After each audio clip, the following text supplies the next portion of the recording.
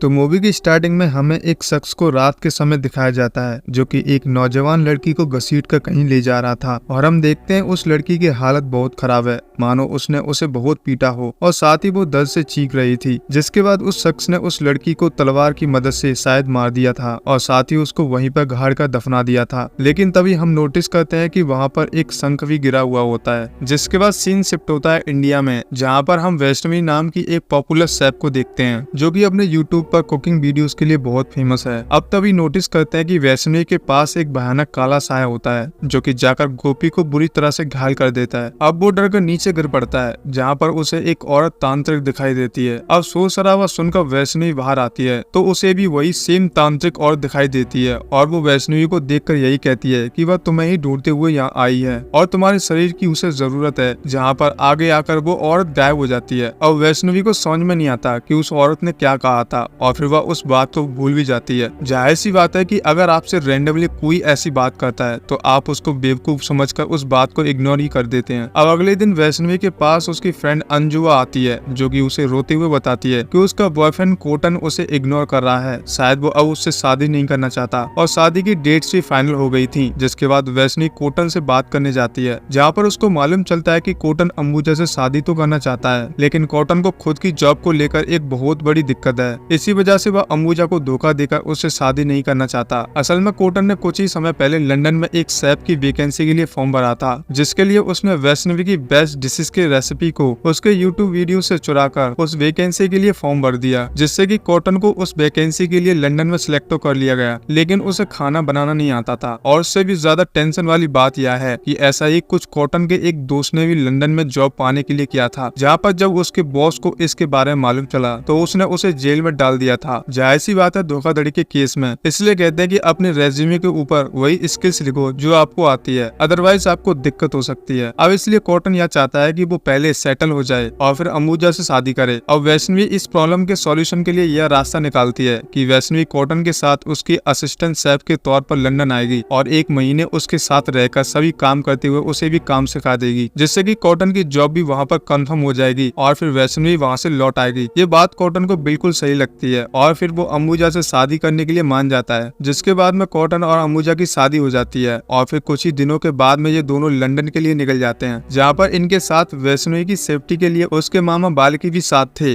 और उन दोनों के साथ भी वो लंदन आ रहे होते हैं। अब आगे लंदन पहुंचकर ये सभी वैष्णवी के फ्रेंड गणेश और उसकी वाइफ मधु से मिलते हैं और उन्हीं के घर पर रहने का फैसला कर लेते हैं। उसी रात वैष्णवी को ऐसा लगता है कि उसकी विंडो के बाहर कोई है और जब वो बाहर देखने जाती है तब उसे वहाँ पर कुछ भी दिखाई नहीं देता, लेकिन एज अ व्यूअर हम उसके पीछे एक आत्मा या फिर परछाई को देख पाते हैं जो कि उसके साथ इंडिया में भी थी, जो कि उससे कुछ कहना चाहती थी, लेकिन इसके बाद वो गायब हो जाती है। और जैसा कि मैंने आपको शुरुआत में ही बताया था कि एक काले साये को हम वैष्णवी के पास बार बार देख पा रहे थे, जो कि शायद से वैष्णवी से किसी तरह की हेल्प चाहती थी। अब अगले दिन वैष्णवी, कोटन और बाल्की तीनों उस होटल में जाते हैं जहाँ पर कोटन की जॉब लगी थी और वो वहाँ पर बाल्की को भी असिस्टेंट शेफ की तरह रख लेता है। जिसके बाद उन्हें एक केक बनाने के लिए कहा जाता है, जिसमें वैष्णवी के केक बनाते हुए कोटन और बाल्की से हेल्प मांग रही होती है और दोनों उसकी केक बनाने में हेल्प कर रहे थे। जहाँ पर बीच में होटल के ओनर को ऐसा लगता है कि जैसे वैष्णवी कोटन को इंस्ट्रक्शन दे रही है और कोटन को कुछ नहीं आता, पर तभी कोटन ऐसे नाटक करने लगता है कि वो वैष्णवी को इंस्ट्रक्शन दे रहा था और इससे ओनर को यह लगता है कि ये सब नॉर्मल है। अब आगे एक दिन काम करते होटल में संदीप नाम का एक लड़का आता है, जिसे थोड़ी सी मिसकम्युनिकेशन की वजह से वैष्णवी और उसमें बातें होने लगती हैं और संदीप वैष्णवी को पसंद करने लगता है। संदीप वैष्णवी के चैनल को भी फॉलो करता है और आगे कुछ मीटिंग्स के बाद वैष्णवी उसको पसंद करने लगी थी। तभी वैष्णवी को मालूम चलता है कि संदीप के पेरेंट्स का डाइवोर्स हो चुका है और वह अपनी माँ के साथ रहता है। इसी दौरान जब वैष्णवी एक दिन मधु के साथ बाहर घूम रही होती है, तब एक औरत वैष्णवी को देखकर उसके पीछे भागने लगती है, या कहते हुए कि मोनी मेरी बेटी रुक जाओ, लेकिन वैष्णवी उस औरत की आवाज नहीं सुनती और वहाँ से चली जाती है। अब आगे के दिनों में वैष्णवी और सभी लोग बोट करके एक रिवर में घूमने जाते हैं, जहाँ पर घूमते हुए मधु के हाथों से उसका ब्रेसलेट नदी में गिर जाता है। अब वैष्णवी फिर एक बड़े से हुक की मदद से उसे ब्रेसलेट की नदी से बाहर निकालती है, जिससे फंसकर एक शंख भी ब्रेसलेट के साथ बाहर आ जाता है। और आपको याद होगा कि शुरुआत में भी हमने ये शंख देखा था, यानी कि उस कब्र के ऊपर जहाँ पर किसी को गाड़ा गया था। अब वैष्णवी उस शंख को अपने पास रख लेती है और इसी शंख को मैंने जैसा बताया कि मूवी की शुरुआत में दिखाया गया था, जहाँ पर उस लड़की को मारा गया और तभी हुक से कट लगकर वैष्णवी की उंगली से खून निकलने लगता है, जिसको साफ करने के लिए वो अपनी उंगली को नदी के पानी में डाल देती है,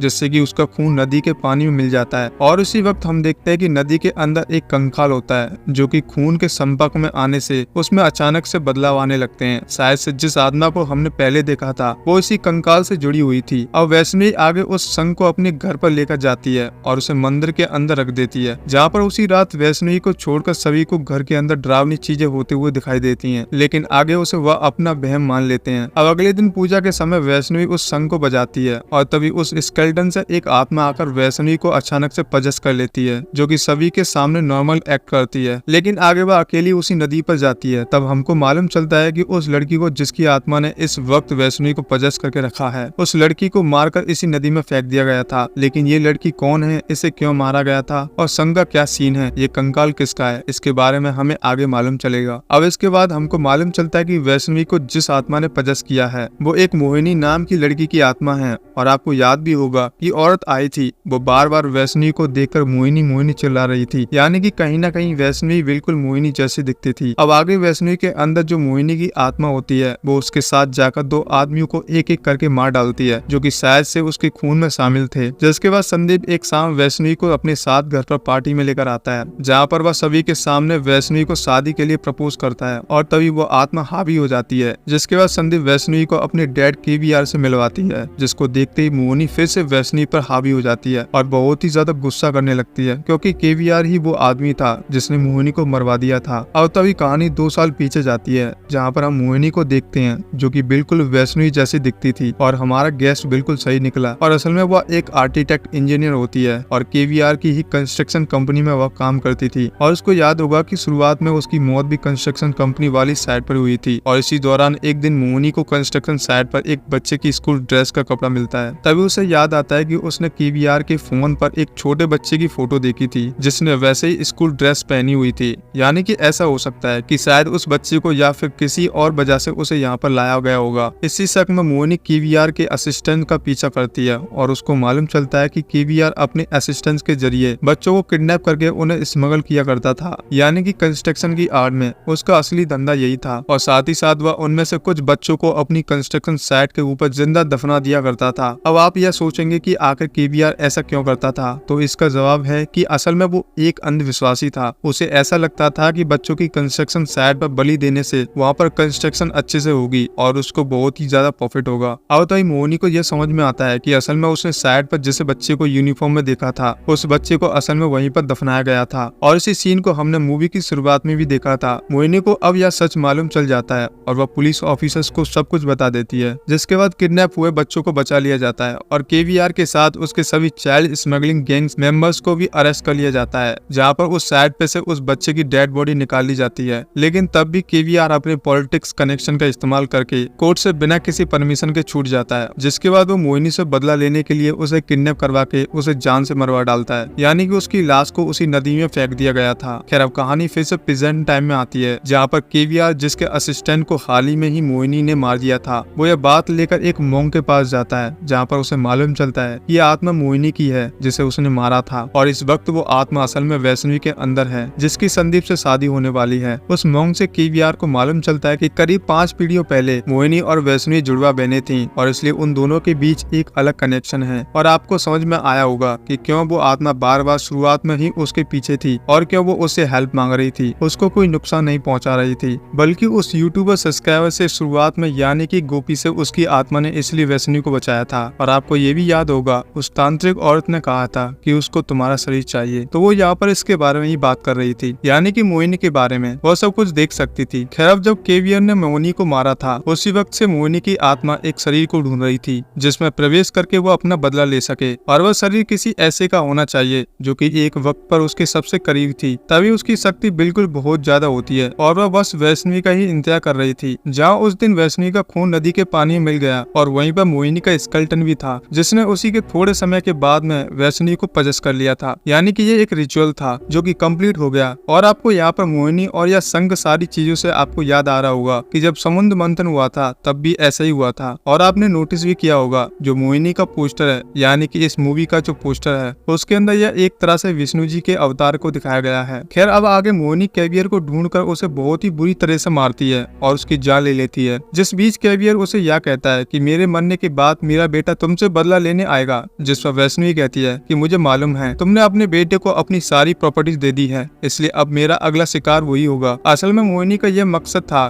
कि वह केवियर की पूरी ही जनरेशन को खत्म कर देगी। अब सभी को वैष्णवी के मोहिनी से पजस होने के बारे में पता चल गया था और फिर संदीप की माँ और बाकी सभी लोग उसी मोंग के पास हेल्प लेने जाते हैं, जहाँ पर वह सभी को बताता है कि मोहिनी अब संदीप को मारने की कोशिश करने वाली है, जिसको एक ही तरीके से रोका जा सकता है कि अगले सूर्य ग्रहण पर अगर हम मोहिनी को वैष्णवी के शरीर से बाहर निकाल दें और वैष्णवी के शरीर को नष्ट कर दें, तब मोहिनी को दूसरा ऐसा शरीर नहीं मिल पाएगा और वह संदीप को भी नहीं मार पाएगी। लेकिन इसमें वैष्णवी की जान जानी निश्चित थी, जिसके बाद वह मोंग को कहते हैं कि इसमें एक इंसान को अपनी जान देनी पड़ेगी, या तो वैष्णवी को या फिर संदीप को, या फिर एक और तरीका है जहाँ पर हमें इंसानी सेक्रीफाइस करना पड़ेगा, जिससे कि मोहिनी की आत्मा शांत होकर वापस चली जाएगी। अब आगे संदीप की माँ जो होती है वो मोहिनी की माँ और वैष्णवी की माँ से मिलने जाती है और उन्हें सारी बातें बताती है। उन्हें कहती है कि हमें मोहिनी की आत्मा को शांत करने के लिए भगवान से प्रार्थना करनी पड़ेगी, जिसके लिए हमें सूर्य ग्रहण के लिए एक पूजा करनी होगी और इसके लिए दोनों मान जाते हैं। अब अगले दिन सूर्य ग्रहण होता है और संदीप को इस बात का जरा सा भी अंदाजा नहीं होता कि वैष्णवी पजेस्ड हालत में है। तभी अचानक से ही वैष्णवी संदीप के घर में केवियर की फोटो देख लेती है और उस पर मोहिनी हावी पड़ जाती है, जिसके बाद वो संदीप पर हमला कर देती है और संदीप को समझ में नहीं आता कि वो क्या करे, कि वैष्णवी उसे क्यों मारना चाहती है, यानी कि अभी तक उसे सारी बातों के बारे में नहीं पता। तभी उसे उसकी माँ का कॉल आता है, जिससे उसको मालूम चलता है कि वो वैष्णवी नहीं बल्कि मोहिनी है, जिसे उसके पिता ने मरवा दिया था। उसी वक्त संदीप की माँ और मौग जहाँ पूजा कर रहे होते हैं और इंडिया में मोहिनी और वैष्णवी की माँ एक साथ पूजा कर रही थी और संदीप किसी तरह से अपनी जान बचाते हुए बुद्धिस्ट टेम्पल पहुंच जाता है, जहाँ पर उसी वक्त सूर्य ग्रहण हो जाता है और मॉन्क एग्जैक्टली उसी वक्त अपनी शक्ति से वैष्णवी के हार्ट को कुछ समय के लिए रोक देते हैं। तभी हमको मालूम चलता है कि संदीप की माँ और मॉन्क ने यह फैसला किया था कि जब वैष्णवी के मरने के बाद मोहिनी उसके शरीर से बाहर आएगी, तब मॉन्क उस आत्मा को पकड़ लेंगे और वैष्णवी को वापस होश में ले आएंगे। यानी कि ये उनकी एक ट्रिक थी ताकि वैष्णवी की जान भी न जाए, क्योंकि संदीप उससे प्यार करता था और इसके चलते मोहिनी की आत्मा भी शांत हो जाती है। जिसके पीछे मॉन्क का ये लॉजिक होता है कि हार्ट के रुकने के 15 मिनट बाद भी उसे मेडिकल इक्विपमेंट फोर्सफुली पंप करके जिंदा किया जा सकता था, जिस वजह से मॉन्क ने वैष्णवी का हार्ट कुछ समय के लिए रोक दिया। लेकिन यहाँ पर चीजें उल्टी होने लगती हैं। मोहिनी की आत्मा वैष्णवी के शरीर से तो निकल जाती है,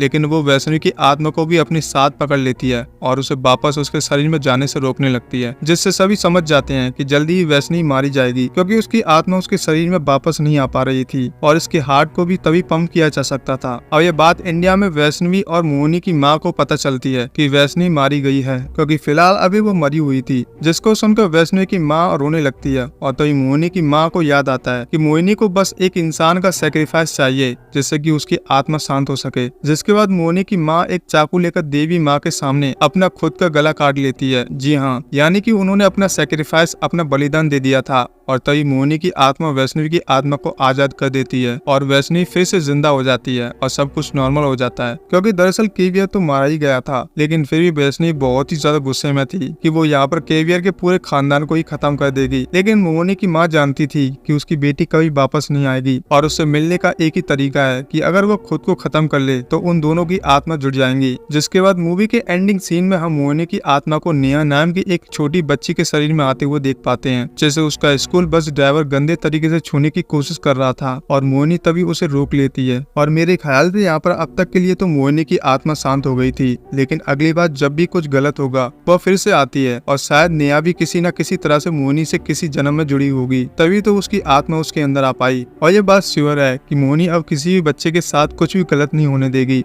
और यही उसका मकसद था। और इसी के साथ ये मूवी यहीं समाप्त होती है। तो दोस्तों, मैं उम्मीद करता हूँ आप लोगों को ये मूवी काफी पसंद आई होगी, क्योंकि मूवी बहुत ही ज्यादा बढ़िया है और इसी तरह का आप लोग और भी कंटेंट देखना और पाना चाहते हैं तो प्लीज हमारे चैनल को जरूर सब्सक्राइब कीजिएगा, क्योंकि हम आपके लिए इसी तरह का कंटेंट लाते रहेंगे। जय हिंद दोस्तों।